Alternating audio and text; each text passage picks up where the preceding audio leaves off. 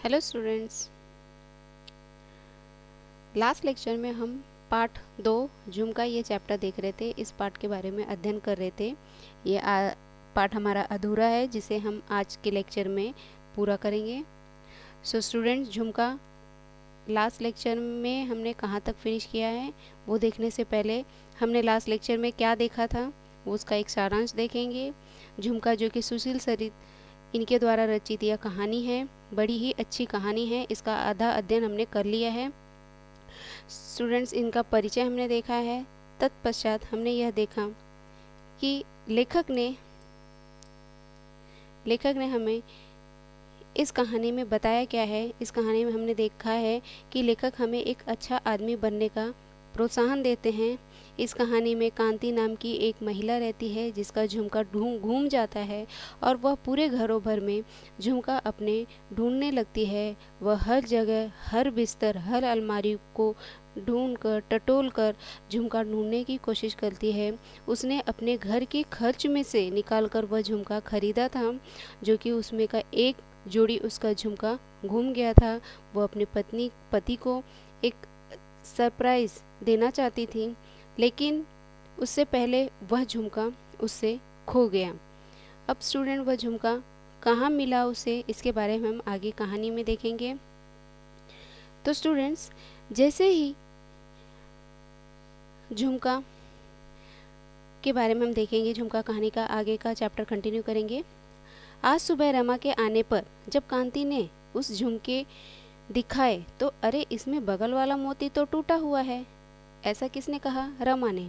रमा वह है जिसके साथ कांति जाकर उसने झुमके का सेट खरीदा था, जो कि झुमका बहुत ही प्यारा और आकर्षण था, बहुत ही सस्ता था। जबकि वह इतना आकर्षण था, 4 तोले का सोना और सिर्फ 2000 में यह सेट मिल रहा था।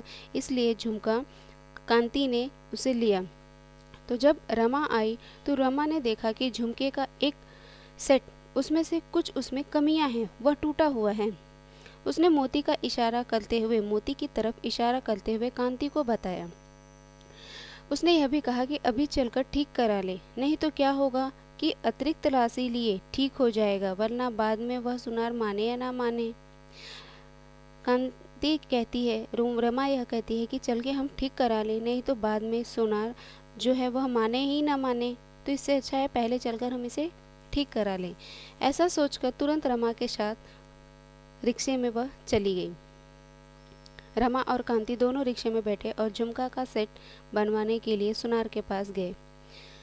सुनार के पास जैसे ही गए, सुनार ने कहा, अरे बहन जी, यह तो बहुत ही मामूली सी बात है। मामूली और सी, इन दोनों में योजक चिन्ह है, तो हम इसे कहेंगे शब्द युग्म शब्द।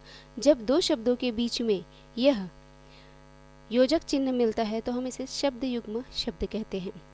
तो मामूली सी, यह दो शब्दों के बीच में यह योजक चिन्ह आया हुआ है। तो सुनार कहता है, अरे बहन जी, यह बहुत ही मामूली सी बात है, अभी ठीक हो जाएगा, आप परेशान न होइए। कहकर आधे घंटे में ही झुमका न केवल ठीक करके दिया, बल्कि उसने यह भी कहा कि अगर छोटी मोटी खराबी हो तो निह संकोच आप आ जाइए इस दुकान को अपना समझकर। उसने ऐसा कहकर तसल्ली यानी संतावना दिया। किसे? कांति को। दुकानदार ने कांति को संतावना दिया। घर आकर कांति ने झुमके का पैकेट मेज पर रख दिया। स्टूडेंट्स, हम जब पाठ पढ़ते हैं, जब हम वाक्य पढ़ते हैं, तो उसमें हमें बहुत सारे व्याकरण भी मिलते हैं। तो जब हम पाठ को पढ़ेंगे उसी समय हमें ग्रामर का भी ध्यान रखना पड़ेगा। अब यहाँ पर एक सेंटेंस आया, एक वाक्य आया, घर आकर कांति ने झुमके का पैकेट मेज पर रख दिया। तो ये कौन सा काल हुआ? सो स्टूडेंट्स, ये हमारा सामान्य भूतकाल हुआ, क्योंकि अभी अभी उसने यह झुमका रखा है। तो घर आकर कांति ने झुमके का पैकेट रख दिया और घर के अंदर कामकाज में लग गई।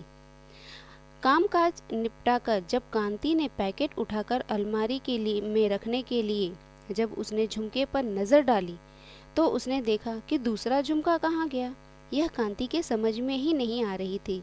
सुनार के यहाँ तो दोनों झुमके लाई थी, आखिर दूसरा झुमका गया कहाँ, यह कांति को याद नहीं था। खाना खाकर जैसे ही दोपहर नींद लेने के लिए कांति बिस्तर पर लेटी और उसने आंखें बंद करके अपने झुमके का ही सोच कर रही थी। बड़ी मुश्किल से उसकी आंख लगी कि दरवाजे पर किसी ने दस्तक दी, किसी ने बेल बजाया, किसी ने घंटी बजाई और इतना तेज घंटी बजी कि अंत में कांति को मजबूर कर दिया उठने के लिए। कमलाबाई ही होगी, कमलाबाई जो कि कांति के यहाँ पर काम करने वाली महिला है। उसने तुरंत दरवाज़ा खोला। तुम कमलाबाई आई, कही बहू जी आज ज़रा देर हो गई। लड़की 2 महीने से यही है, उसके लड़के की तबीयत ज़रा खराब हो गई थी, सो डॉक्टर को दिखा कर आ रही हूँ। कमलाबाई ने एक सांस में अपनी सारी सफाई डेल डाली। उसने अपने बारे में बताया कि वह आज क्यों विलम्ब हो गई, विलम्ब मतलब क्यों लेट हो गई। तो उसने बताया कि उसकी बेटी आई है, बेटे का उसकी तबीयत खराब नहीं है, तो बेटे को डॉक्टर के पास ले गई थी। और ऐसा कहकर वह बर्तन मांजने बैठ गई।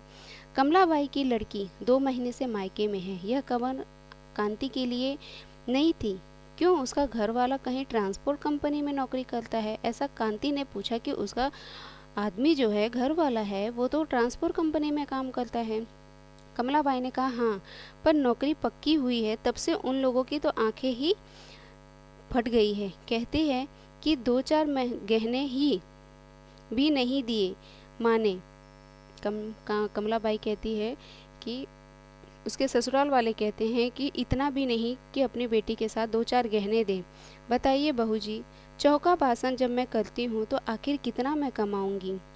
बिटिया के अगर बापू होते तो शायद वो कुछ इंतज़ाम कर देते। बस इसी बात पर बिटिया को लेने ही नहीं आ रहे हैं।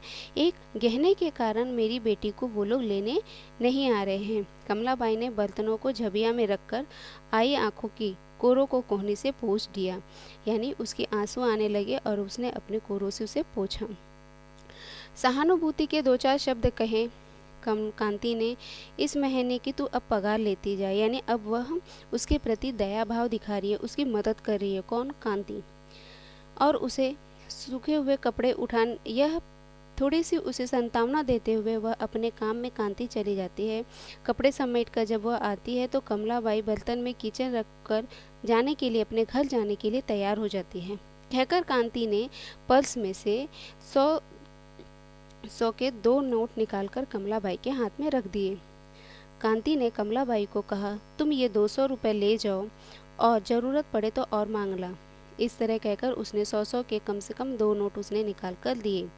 नोट अपने पल्लू में बांधकर कमलाबाई दरवाजे तक पहुंची। तब तक न जाने क्यों वह सोचती हुई वापस लौट आई। कमलाबाई, क्या बात है, क्यों तुम वापस आई, ऐसा कांति ने कहा।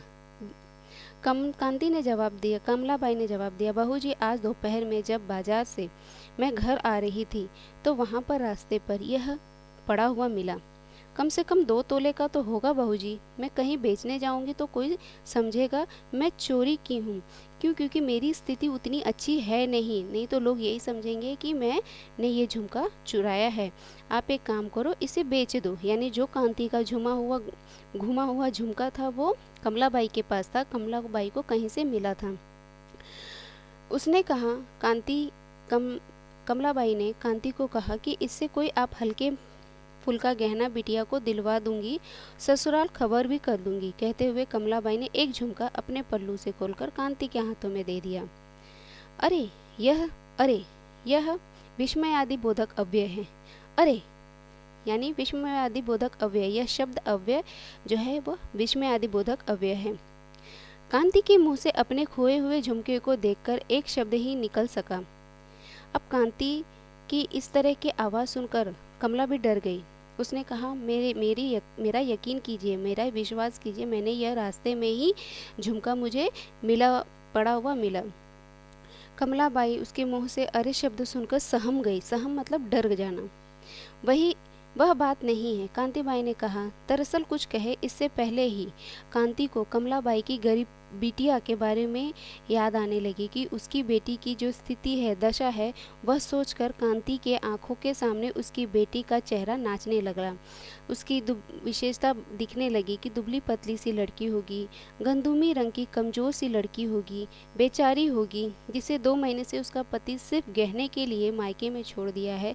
इस तरह की दया प्रवृत्ति उसके मन में जागृत होने लगी कमलाबाई की बेटी के प्रति।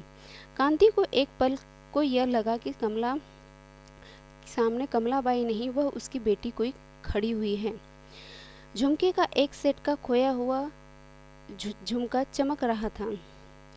क्या सोचने लगी बहू जी? कमलाबाई पूछती, अब क्या सोच रहे हो? कमलाबाई के टोकने पर कांति को होश आ गया, क्योंकि वो सोच रही थी। कुछ नहीं कहकर उठी और अलमारी खोलकर उसने दूसरा झुमका निकाला। फिर पता नहीं क्या सोचकर उसने वह झुमका वहीं रख दिया। यानी उसने दूसरा झुमका निकाला, फिर वह झुमका वापस रख दिया। क्यों? क्योंकि अलमारी उसी तरह बंद कर वापस मुड़ी और उसने क्या कहा, कमलाबाई तुम्हारा मैं झुमका बिकवा दूंगी, फिलहाल तो ये 1000 रुपये ले जाओ और कोई छोटा मोटा सेट खरीद कर अपनी बिटिया को दे देना। अगर बेचने पर कुछ ज़्यादा पैसे मिले तो मैं बाद में तुम्हारी मदद कर दूंगी। यह कहकर कांति ने दूध वाले को जो अपने फिर से जो घर खर्च के लिए इकट्ठा किए हुए पैसे रहते हैं, उसमें से पैसे निकालकर वह कमलाबाई के हाथों में पकड़ा देती है। आखिर अभी जाकर रघु सुनार से बाली का सेट ले आती हूँ बहू जी, ऐसा कमलाबाई बोलती हैं। कमलाबाई उसे आशीर्वाद देती है कि भगवान तुम्हारा सुहाग सलामत रखे। कहती हुई कमलाबाई चली गई। तो स्टूडेंट्स, हमने ये कहानी में देखा कि कमलाबाई अपने जो कमज़ोर परिस्थिति के लोग रहते हैं, उन्हें हमें अपने प्रति दया भाव दिखाना चाहिए, उनकी मदद करनी चाहिए, जो कि कांति ने किया। उसने अपने घर में काम करने वाली कमलाबाई के प्रति उसने दया निष्ठा दिखाई, उसने उसकी मदद की। तो स्टूडेंट्स, लेखक बस हमें एक अच्छा नागरिक बनने के लिए प्रोत्साहित करते हैं। तो स्टूडेंट्स, आज का पाठ हमारा यहाँ पे कंप्लीट हुआ है। आज हम अपने पाठ को विराम देते हैं। तो 3rd चैप्टर हम नेक्स्ट लेक्चर में देखेंगे। तो स्टूडेंट्स, इसके पीछे के जो भी प्रश्न उत्तर है उसे अपने नोटबुक में सॉल्व करो तथा इस कहानी को फिर से पढ़ो और इसमें आए हुए कठिन शब्द और इसमें आए हुए ग्रामर, उन सबको ढूंढो और उन सब का अध्ययन करो। ओके स्टूडेंट्स, नेक्स्ट लेक्चर में मिलेंगे। Thank you.